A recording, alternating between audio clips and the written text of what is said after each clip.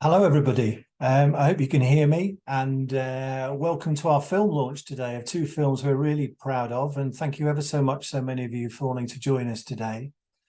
Our aim in National Adoption Week, this is our second event this week, as ever, is to amplify the less heard voices and also to just really show the complexity and lifelong nature of adoption. So today we're going to be showing you our two short films. They're both around 25 minutes long. The first one is called The Stories We Bring With Us, which is messages from adopted people, and this has adoptees of all ages. And the second one is called The Missing Piece, messages from birth parents, and this is from contemporary birth parents, we might call them, people who've lost children to adoption relatively recently. Now, when we made the films, these messages were specifically for adopters, messages for adopters, but I think they're worth everyone hearing, really. And as I say, both the films are around 25 minutes long. So a little bit of background before we start.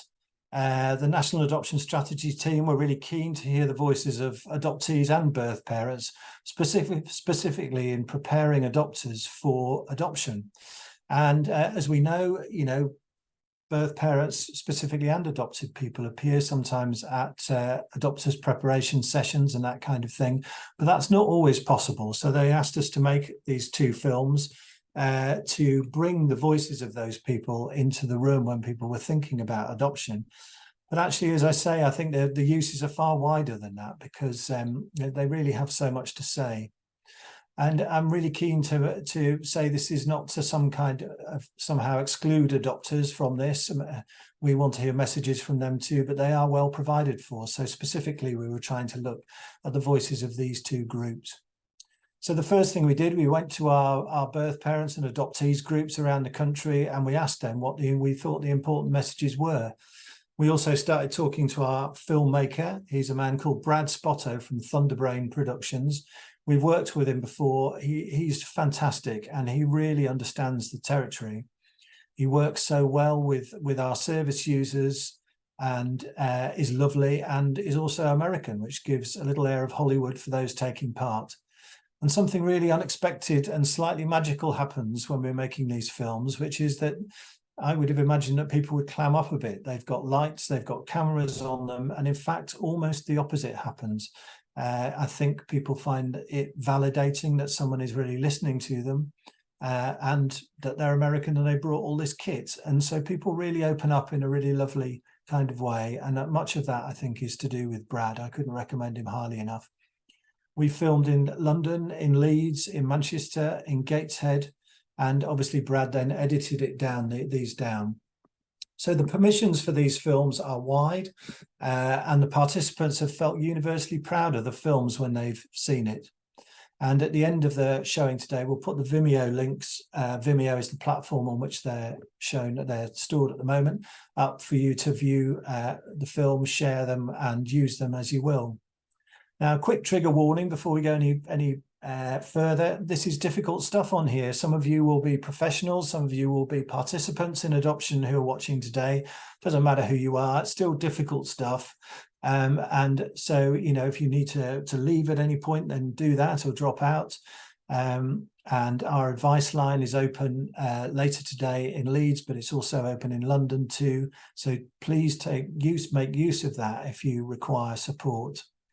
The chat is also open. My colleague Jackie is monitoring this, but I would urge you to sit back predominantly and watch these films. So, popcorn at the ready.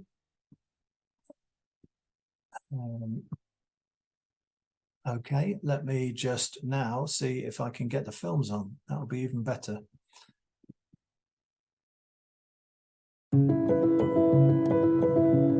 Growing up as an adopted person, I always knew and felt that there was something slightly missing. It's not been easy. There's a lot of shame in my story, and I want to inspire people to show that what I've been through, I'm still trying to live a good life. When I was adopted, I think my adoptive parents, they actually told me had only 2 days of training, and in that time I don't think they were really told anything. I think it was very much a basic of, here's a child, they will have some issues, and that's it. Were my parents prepared to be adoptive parents? looking back, I'm not sure they were.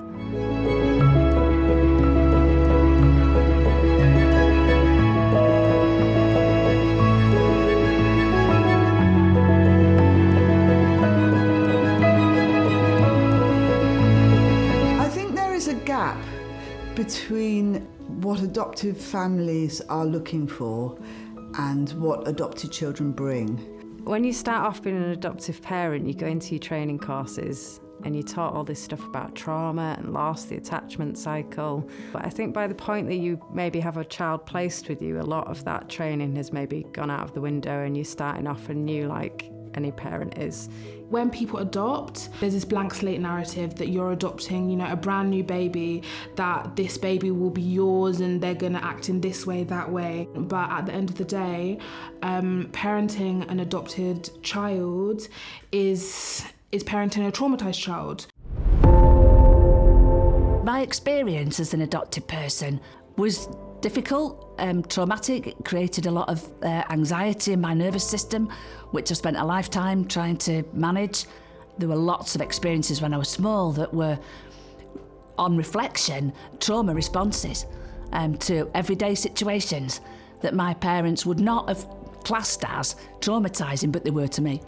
But squashed down all the emotion, all the questions, all the confusion around adoption, just squashed it down in order to be a super good girl so that I wouldn't be given away again. It took me going through 2.5 years of therapy to be able to come to terms with my adoption, what happened, and where I want to be in the future. I knew I was adopted from a very, very early age. It's just something you bury deep inside, and you just kind of just go along with your life. For many people who adopt a child, they can't verbalise their feelings, and sometimes they behave really badly, and an adoptive parent doesn't understand. Well, we're doing everything for them, we're giving them everything, we're looking after them. Why are they treating us like this? Why are they behaving like this? I was terrible in my teens. A lot of my trauma was playing out. I had a lot of mental distress, but I didn't realise that it was mental distress. For an adopted child, there is always some kind of trauma there, although the child might not be displaying that. So it's, lifelong trauma, really. My adoption, I would say it was considered a taboo subject in my house. I think through fear of upsetting my adoptive parent, my mum, by mentioning it. I didn't want to hurt her feelings. In terms of growing up in my teenage years, to be candid, my adoption was swept that much under the carpet. I didn't even allow thoughts of finding my birth family or even see that as a remote possibility of entering into my head. My mum, she wasn't equipped to answer questions about the adoption in the wider world, so we all had to pretend that I was their child because she couldn't face the fact that I wasn't. A lot of adopted kids come from feeling like, I was given up, I was abandoned, I'm not good enough. They carry that on. When they hit failures like I've lost a job, that hit me quite hard. I thought, I'm doomed to just lose everything in life. I think that's partly to do with the shame that sometimes adopted kids can carry from the prior life, from the past. It was definitely for me. You mustn't have secrets with an adopted child. You've always got to be open with your adopted son or daughter, always. They've got to be able to come to you, but not necessarily to come to you. You should go to them. You should make conversation open for them constantly so they know that, wow, we talk about this openly, I'm adopted. Because if you're ashamed to say that you've adopted a child, if you are ashamed, then you're raising a child who becomes ashamed of themselves. When I was told I was going to be adopted, and then I was, there wasn't the opportunity to discuss it any further. I had questions, but I definitely got the sense from my adoptive parents that it wasn't the sort of thing we discussed. I was adopted, that was it, no one needed to know. So it felt like I was a big secret. I think it's about open, honest communication. So the fact that I didn't have that had an impact on my life, and it then made me want to go and search out for the answers that no one was giving me. I think one of the things I wish I had help with from my family a long time ago was the reason that my birth mum put me and my little brother up for adoption in the first place. But then what you do is you create a fantasy. Yeah, I had a fantasy birth mother who was going to come and rescue me one day. And this fantasy mother looked like the lady off the Flake advert. She had daisy chains in her hair, she had long flowing white hair, she was like a fairy lady, and she existed in my head as my birth mother. The more open communication you can have with your child, the better it can be. You know, I think we underestimate what young people can carry and understand and hold, and I think the people who are most grounded in their adoption and their identity, who people have a really good understanding of their life history. So, you know, try not to be scared of sharing, because at the end of the day, they've lived it, they've been through it, they know it, you know. There's no escaping that. I think identity is the biggest thing for an adopted child. I had no sense of identity. I didn't understand who I was. And I think that's because my birth family wasn't talked about. We didn't talk about my Caribbean heritage. It was just never discussed. Perhaps if it was, then I wouldn't have had as many issues as I did. For me, growing up as an adopted person, I found it very hard because identity was a big issue for me. I didn't know my background story, so it was difficult to place life events and how they link back to my history. You're going through life not knowing who you are, feeling like a leaf on the breeze because you don't know who you look like, who you resemble. I know non-adoptive people don't experience this because your face is your face, but when you've not known where your eyes are from, where your nose is from, it's just had a profound impact on me. At the age of 16, I finally got a chance to see my original birth certificate. It was then like a light bulb moment where, now I can understand something about myself. Now this makes sense why I was feeling the way I was feeling as a child, that there was a sense of loss. There was a sense of something missing. There was a sense of something wasn't quite right, but no one was talking about it. I found my teenage years very difficult, not knowing who I am. My birthdays, the nights before my birthdays, felt terrible because although my adoptive family made a big deal, got lots of presents, there was a sense that there was something missing. No one around me was there at my birth. It was a very confusing time because I still didn't have the opportunity to talk about it. I think the major thing that was missing for me was not seeing anybody who looked like me. So I grew up in a white world, and I think it's so important if a child is adopted into a family that doesn't match its ethnicity, it's so important that the parents understand how important their identity is. I was transracially adopted at 6 weeks old. Up until the age of about 15, I'd never met a black person. I had two adopted brothers and sisters. They're my mother and father's natural kids. They were white. So growing up, I was always jealous that I wasn't white. I had a lot of challenges in my adoption, given that A, I was adopted, B, I was then black in that adoption, and C, I had two mothers within that adoption as well that were both white and had no racial connection to me whatsoever. Being transracially adopted has an added layer on top of the adoption. My adoptive parents should have given me access to my culture and my origins, and I should have had role models around me that reflected my race, because it's very difficult for a person who's transracially adopted to grow up in a society where the people around you don't look like you and don't mirror you, and not just the people outside your home, but the people inside your home also. So you grow up with a sense of emptiness and a sense of what's wrong with me and why am I different. As adopted children, we're never just the child of the adopted parents, because there's a whole load of genetic stuff in here. And mentally, as soon as we know we're adopted, we know there's other people that I'm part of. An adopted person belongs to two families, and it's as simple as that, you know. If you're adopting, you have to really accept that you're not just adopting that person, that you're adopting their history, and you're taking on that other family. You're connected to their other family for the rest of their lives. And if that's not something that you're able to really take on board, I think that's something that you need to be thinking of, whether you can really adopt. They're born into a family and then maybe that's one family for life, but sometimes they have to have a second family. But that doesn't mean that they should just cancel out the first family. There needs to be sort of bridging. Every parent shapes their child when they have a child, I understand that. But we're also individuals. And we might learn slower than you, we might learn slower than our other siblings, we might learn slower than our other peers, people around us, but we need your support in every part of that. You are adopting their history, you're adopting that birth family, and that never goes away. Parents ask how to talk to their children about their early life experiences. When's the right time? When should I be telling my child that they're receiving letters? When should I get them involved? That's a really common theme. Or parents asking, you know, my child's not really talking about their adoption, so I don't want to bring it up. I think it's very important that adoptive parents are open about birth families from a young age.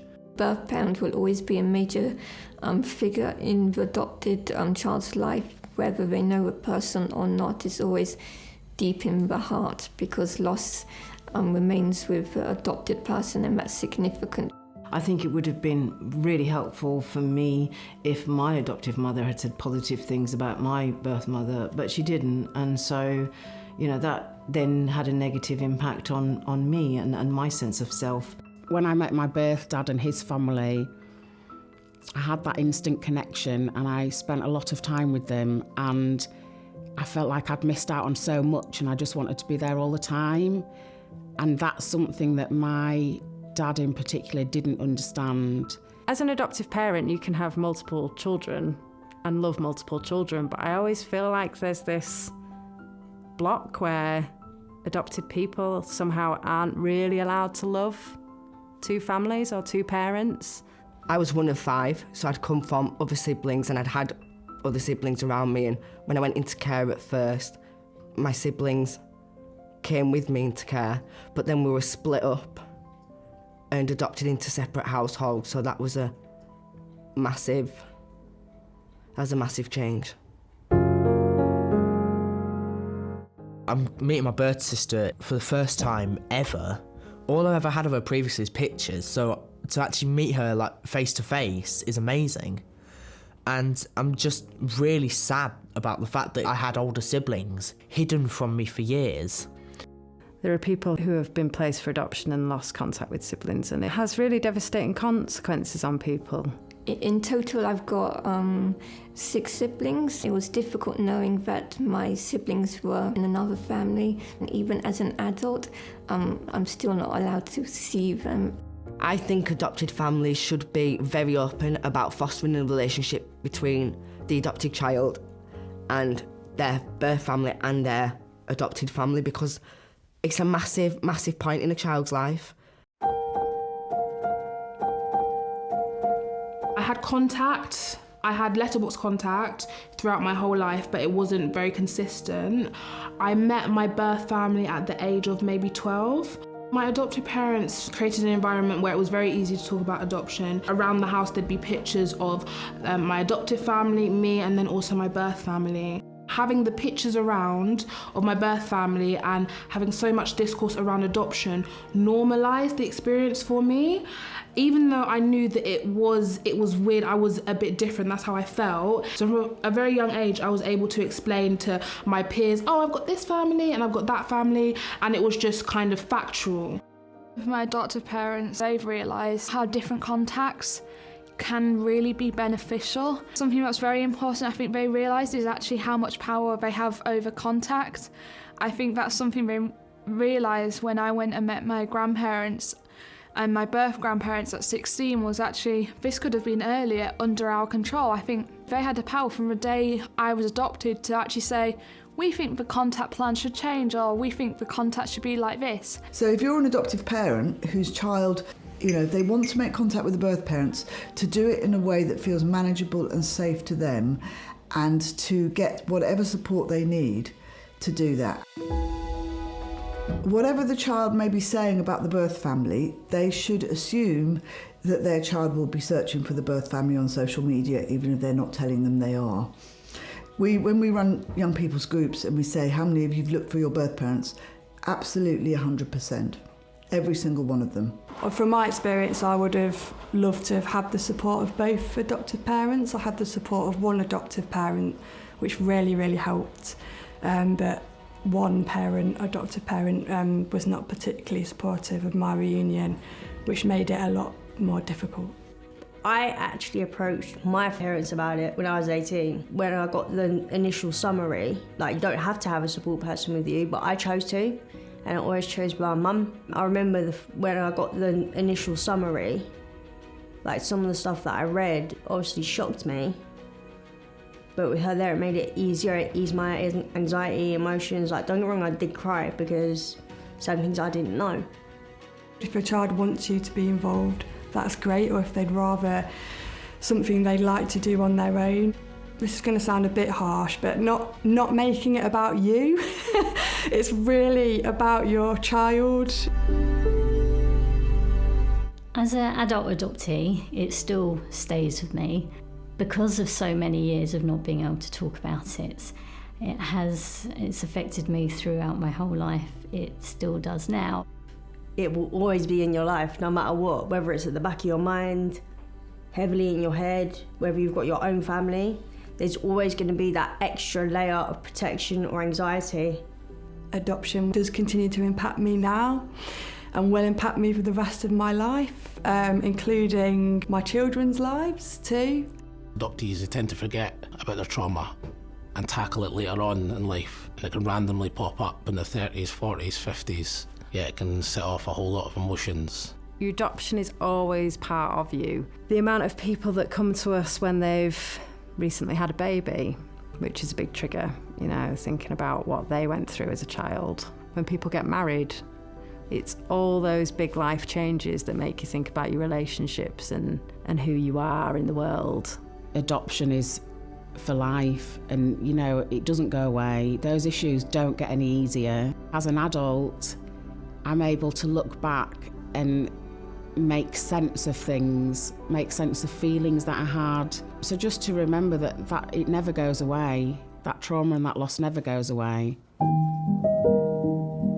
There's so much that can go on in someone's mind that you can't actually see. For adopters, it's really important to recognise that your child will have a memory that they can't verbalise of coming from somewhere else. So it's really important to get support for your child, even if you think that they're behaving okay. Adoptive parents can access all sorts of different support for their children. I run a group for adopted teenagers, and one of the things that they always say is that it's how amazing it is to just be with other adopted children. So seek out support groups so they can just hang out with someone else who's adopted and, you know, someone else who gets it without having to explain themselves, I suppose. If you're working with an organisation such as PAC-UK, they can help you with it. With PAC, I was able to connect with a number of adopted adult support groups. They have been a wonderful support in navigating my life as an adopted adult, which has been life-changing for me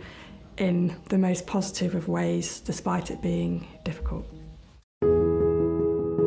Adoption is a lifelong issue, and the needs that adopted people have continues throughout that life course. But also, I think adoptive parents should be aware and prepared to have help with their own needs.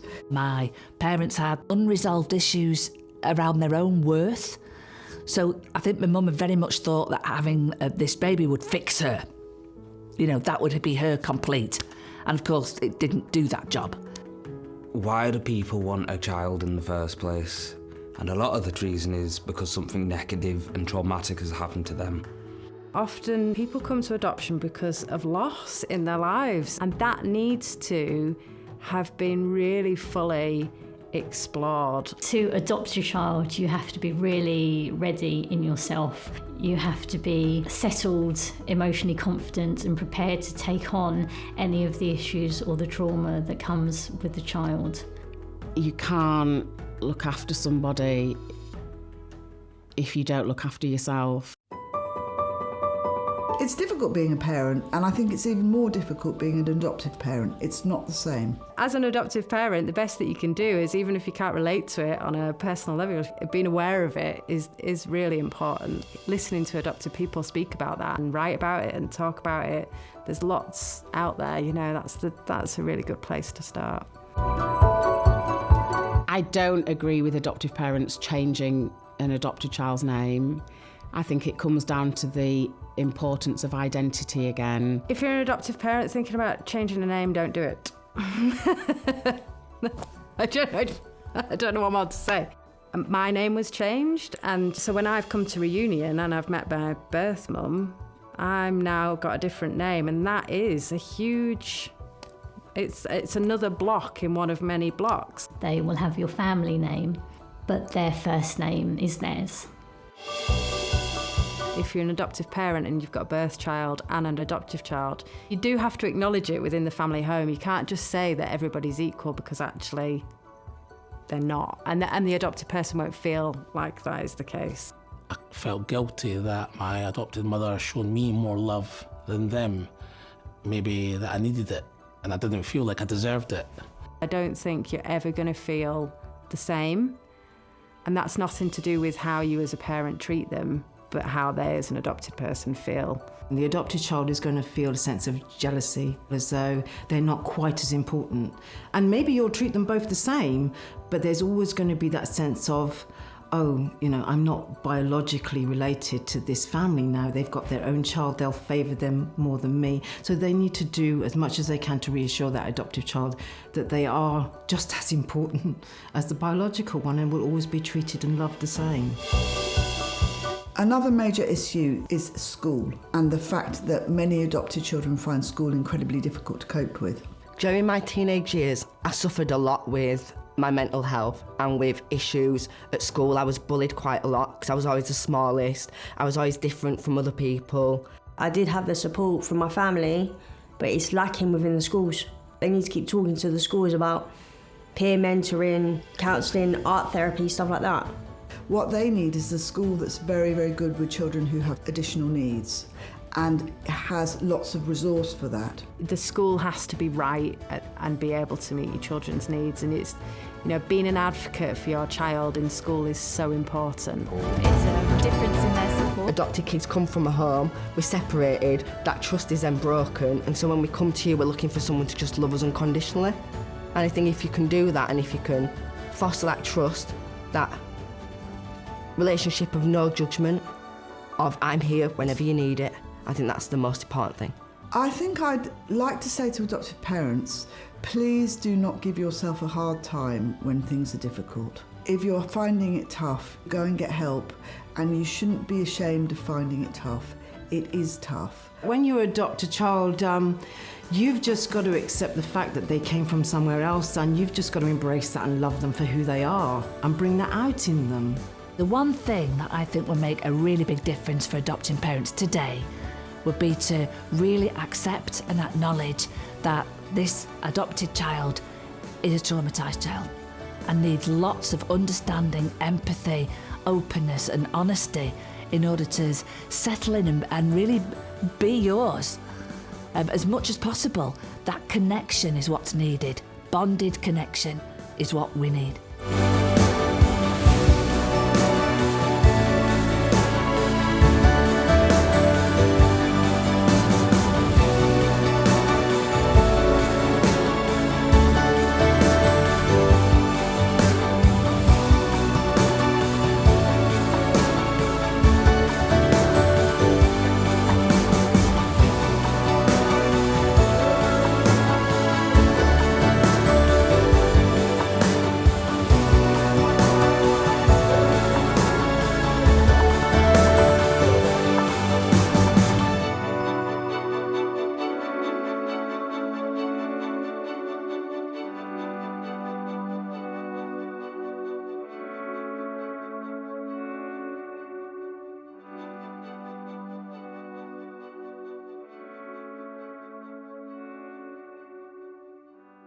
If we're ready, and if Jin is ready, because I want to be able to wind up at 2 if possible, we're going to put on our birth parent messages from birth parents, the missing piece here. So I'm going to hope that Jin is there, and he's going to share his screen and put the film on.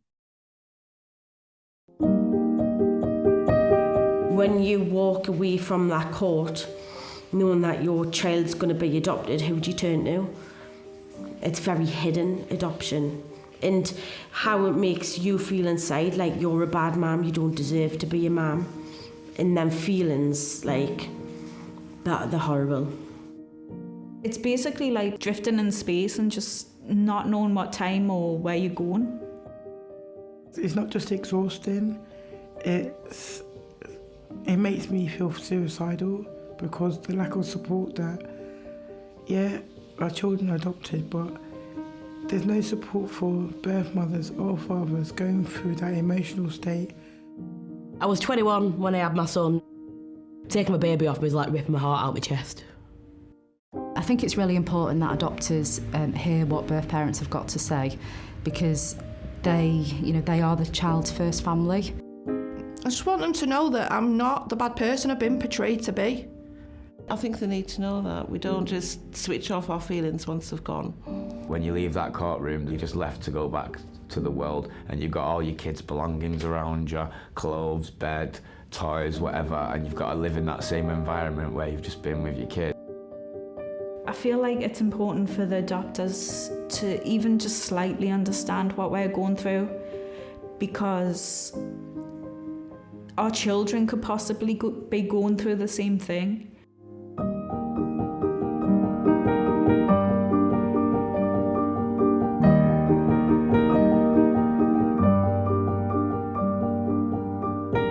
Yeah, it can be very easy for the adoptioners to just forget about you. Birth parents' voices are lost very early on in kind of the adoption process. It feels like gradually everybody starts pulling out, and everything just becomes silent, I think, for the birth parent. Giving birth to a child and then not having that bond after, and not seeing them grow up, say the first words, walk, talk, and missing out on everything like that, it is hard as a parent. And to miss everything like that, it hurts. Since my children have been adopted, it's been hard just to basically get out of bed on a daily basis, not having nothing to live for. Birth parents are dealing with grief and loss and shame. What adoptive parents end up knowing about birth parents is based on being able to give information to their children about their identity and where they've come from, and some of it may be around risk and what their children have experienced before they came into care. And neither of those things can end up painting a very human picture of birth parents. They get a snippet of who we are, a very small amount of information on a report, which is written with the goal in mind that the child will go for adoption, so they're not necessarily going to hear about all the good parts of us. We're just a human being. End it there. We're not monsters. I love them to know, like, the real me, what's behind. Because I've always got a smile on my face, but I'm not always happy. And I'd love them to know that I want to be a nurse. I want to help people for a living. You know, my main goal is to see everyone else smile, even when I don't want to myself. And I think that makes me a very good person. I'm a bit of an artist, so that would be a nice thing for them to know, that I paint and I draw.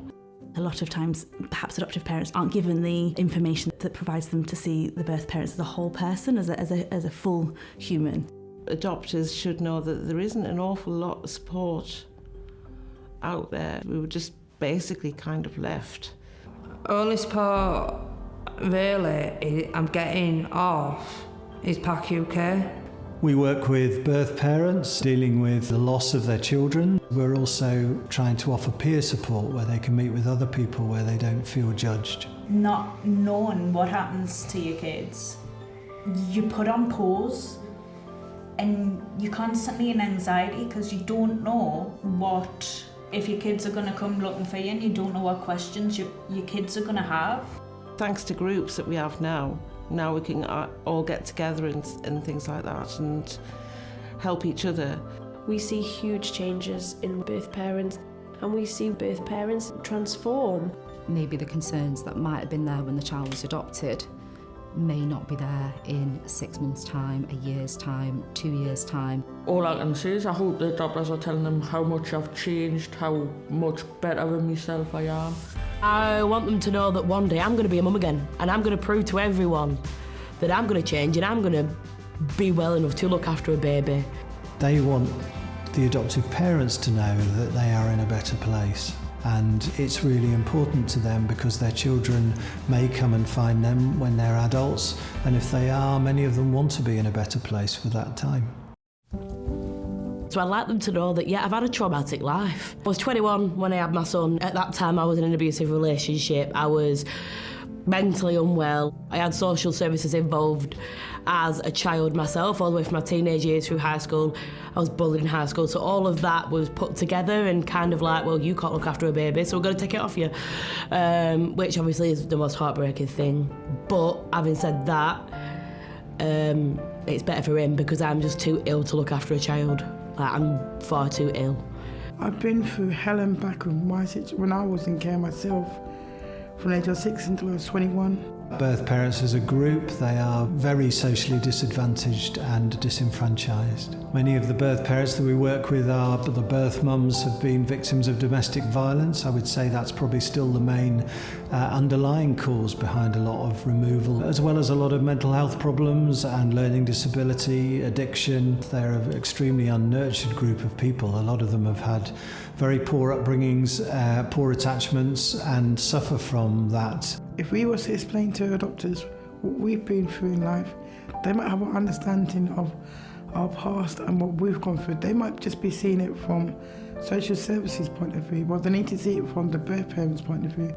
They've often had limited choices in life, and so a lot of my work with birth parents is around shame. If you're trying to carry on, it's hard to feel that pain that you've let your child down. I would love the opportunity to have met them so you can get a picture of somebody, you know, an opportunity for me to tell my story to them so they've got a clearer picture. I'm so glad that I actually got the pleasure to meet them because I know some of them don't, whereas I was quite lucky I met mine. We didn't know whether to laugh, to cry. I think we did both in the end. I wanted to know who my son was going to live with. And that's pretty fair from a parent, knowing that you're never going to see your child until they're 18. You want to know who the parents are. I think the adoption process for birth parents is very oppressive. Their views are not heard, their wishes are not heard. If they also don't get the opportunity to meet with adoptive parents, it just makes them feel so powerless and so kind of unwanted. Birth parents, from my experience, still very, very much want to have a connection with their child. You'll hear from them directly that that is the one thing that is keeping them going. With the letters, sometimes it feels like you're actually there with them at the same time as, even though you're not there. The letters help mentally and emotionally. It's really important. It's the only thing that's keeping us going, and I can't wait to get me letter and I can't wait to reply back to them. It's very important because it'll feel like I'm still involved within his life even though I'm actually not involved with his life. That's the only thing I live for now, is them letters of them children, because I'm not going to see them and I'm not actually going to hear from them personally until they are at an age where they can actually do it. Letterbox is their only link remaining to their child, it's their only connection, and it's their only way of finding out if their child's alive, okay, doing well. So if they don't get that, or it's not on time, or it's lacking detail, that is so difficult for them. The only letter this year that was due in January, I received that in July. You're sitting for 7 months waiting for a letter. you know, and every day you're looking for a letter, and it's like, it's heartbreaking. When my letterbox contact is late, it affects my depression, my mental health, my anxiety. When it's late, I'm worried, thinking, now it's late, what's happened? When I don't get letters, it makes me feel like, is it me who's doing something wrong? The content of that letter makes a huge difference. The adopters need to put themselves in the birth parent's shoes and think, what would they want to know? You know, it's often things like what their shoe size is, you know, how tall are they now?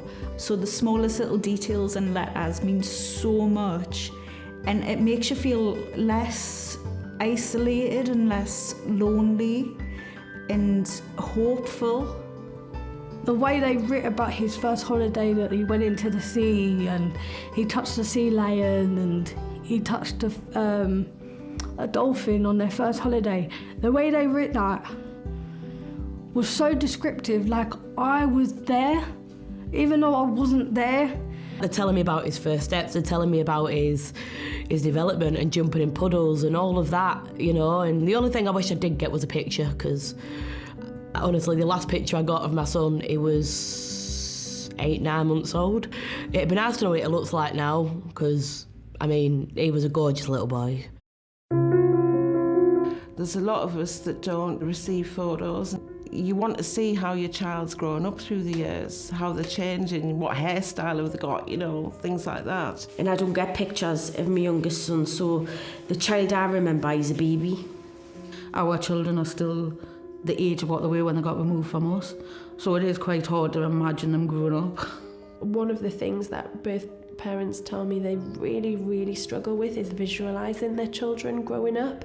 Their children, some of them were adopted from birth, some of them were, you know, babies, toddlers. In their mind, when they think of their children, no matter how many years has passed, they remember them as the children that were in their care at that time. Until I received my first picture of my birth son last year, which was amazing by the way, I still had a image of him as a 6-month-old baby stuck in my head, and as a result I feel like I was frozen in time, back to that time, sort of meandering around, not able to move forward from it. You can't get closure, you can't move on when you're stuck in the past. I could be walking down the street, I'll see someone pushing a pram with chubby baby, blonde hair, and I'm seeing my other daughter at 18 months. It's not a nice picture when you know they're not that age. One set of adopters every year, when they do their letterbox, they include a ribbon that's cut to the height of how tall the children are, and that really, you know, the women, when they heard about that, they were just like, that's amazing, I would love that, and it's such a simple thing. These things are huge to birth parents and have a huge impact.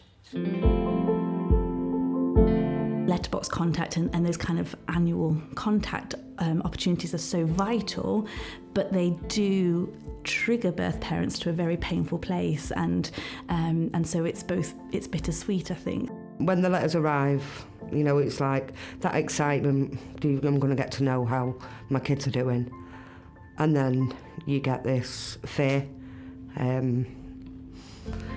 much as you read the letters and you're happy to hear it, you also dread it, because you know you're hearing what you're missing out on, the milestones and stuff that people take for granted. It drains you in all senses to read them letters. It wrecks your mind space for months after.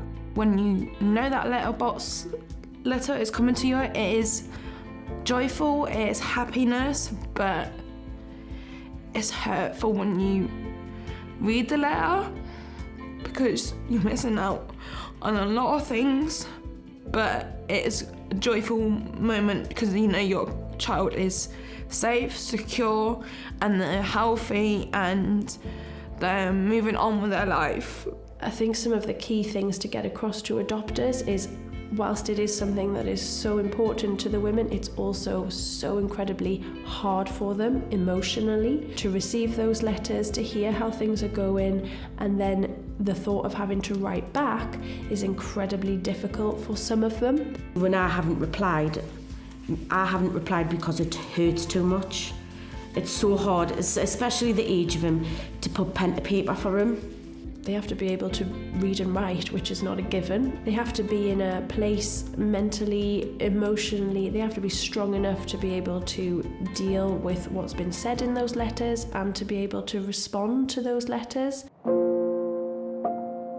At PAC-UK, a lot of the time we see large sibling groups that are separated through different permanence plans. A lot of my parents say to me, even if I couldn't get a photograph, I would like my child to have a photograph of their sibling that's been adopted, because it helps them feel like they're still part of each other's lives. But without all of that, they're just on a piece of paper. They don't feel real anymore. I have other children that have lost, and not through any choices that they've made, because I know I've got 2 children that struggle with the loss of their little sisters. I think it would be very important for the adopters if they could keep the siblings in contact with each other. Even though they can't keep in contact with us, they wouldn't feel alone. Most adopted people end up wanting to find out where they come from. Those birth families are a reality for most adoptive parents, that at some stage that's going to enter their lives. And as much as they can support their children about that and make that something that they can talk to them about, the better it is. Well, I'm hoping that they are getting told about me, and they know who I am, and they know who they are. They are a person, and they need to know where they've come from, their backgrounds, and why they are where they are. I think it's really important to be as transparent and honest from the start with your children about their birth family, using age-appropriate language and creating lots of space for the child to be able to ask questions about where they've come from, support them that conversation is not off limits. I'm concerned about them having to tell my son that he is adopted, and his emotions when he finds out that that's not his biological mum. Within adoption at the moment, there's a big move towards children having more sense of their own identity, which is a mixed identity, if you like, from their adoptive and their birth families, and about knowing more about where they came from. But I do think it is important for that child to keep a piece of their formal identity and for that to be considered in all decisions moving forward. Even though I can't personally bring my child up, it would be nice to know that whoever is has the same values and wants the same for my children. I think there's a lot of ways that adoptive parents can be mindful and supportive in keeping the birth family alive in the child's mind. What is key is remembering that whatever you don't say to your child, they will make up a story or come up with a solution themselves, and often when they're filling in the gaps, the answer for them is, I must be bad, it must have been my fault. What we're aiming to do is to break down some of that mistrust and head towards a situation in which people can work together more in adoption, rather than those being conflictual parties, because in the middle of that is a child. It's been 10 years since my children were adopted. The first 5 years were very dark, very confusing, painful. I didn't know who I was. The only thing that kept me going was knowing that the court had said that I would get face-to-face contact. The first few years, I feel like the adopters would have been probably nervous about face-to-face contact, because the reports and everything they'd read, none of it was good. It was all pretty bad. And I don't know how they built up their trust with me. I think it just took time. Having a good relationship with the adopters has had a huge impact on who I am today. The children, it's had such a positive impact because they know who I am, they can ask questions freely, and they're never going to have to search for me. It works. I understand why adopters are scared, but the me that was on that paper that was sent to the adopters 10 years ago is not the me that sits before you today. I see birth parents changing all the time into parents often who will go on to parent other children.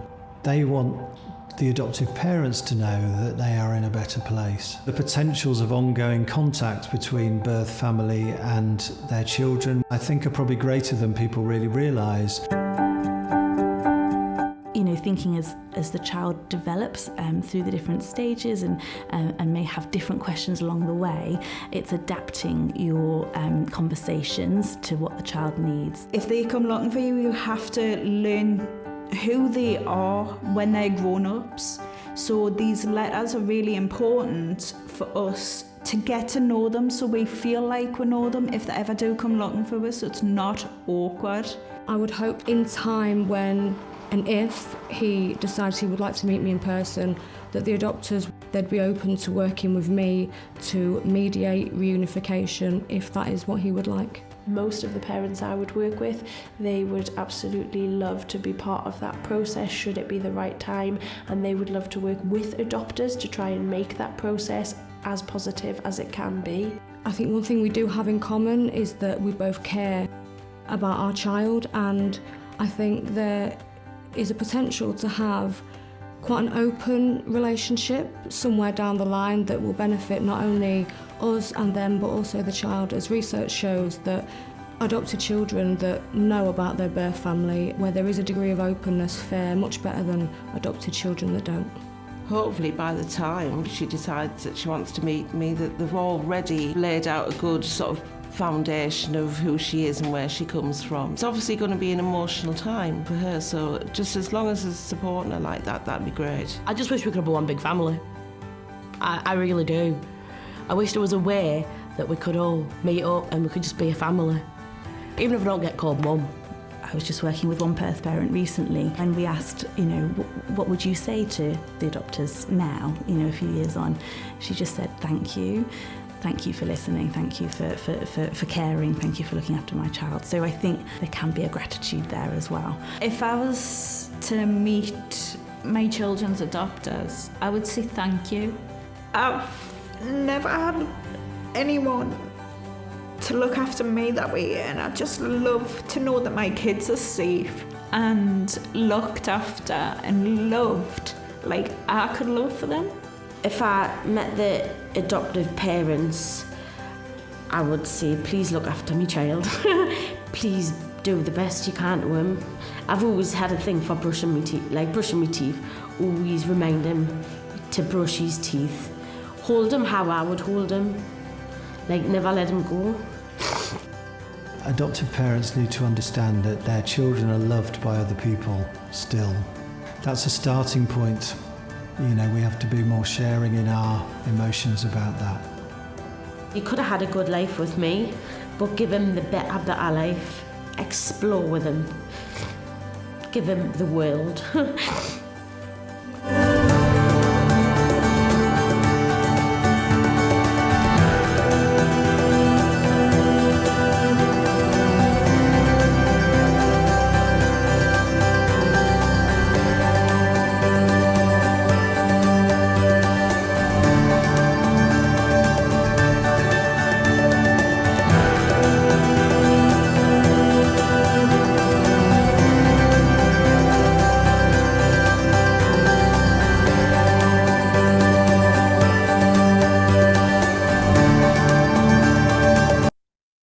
Always a bit hard to know what to say at the end of that. It's powerful stuff indeed, and as I say, our advice lines are open, and you know, do whatever you need to do to be good to yourselves after watching that, particularly if you are one of the people who are involved in adoption in that kind of way.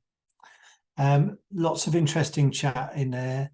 The links to the videos on Vimeo have been put up there, and as I say, the permissions around these films were wide.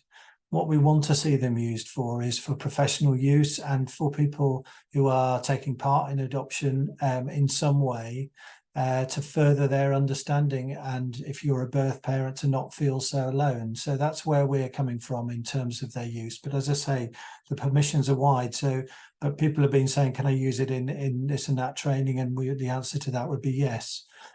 Because that's why we and the participants made the films. And I suppose I should say just a huge thank you, as we have done obviously in person, to all the people who took part in those films and were very brave to want to share their experience, and because they want people to understand the wider context of adoption, I think it's fair to say. So the links are there. Otherwise, if you were to go on Vimeo platform and search PAC-UK, you would also find those two films. And we've got other films on the YouTube channel, and the rest of our National Adoption Week stuff will be going up there. We've got a birth parent event, contemporary birth parent event going on tomorrow afternoon. If anyone's interested in that, sharing about moving forwards, not moving on, the things which have helped people to move on from having a child adopted. We've got an Adopteens, an adopted teenagers social media takeover on Thursday, and then an adopted people's meetup in London, which sadly is now fully booked, going on Friday. So thank you ever so much for watching. Hope everyone's all right, and enjoy the rest of your afternoon.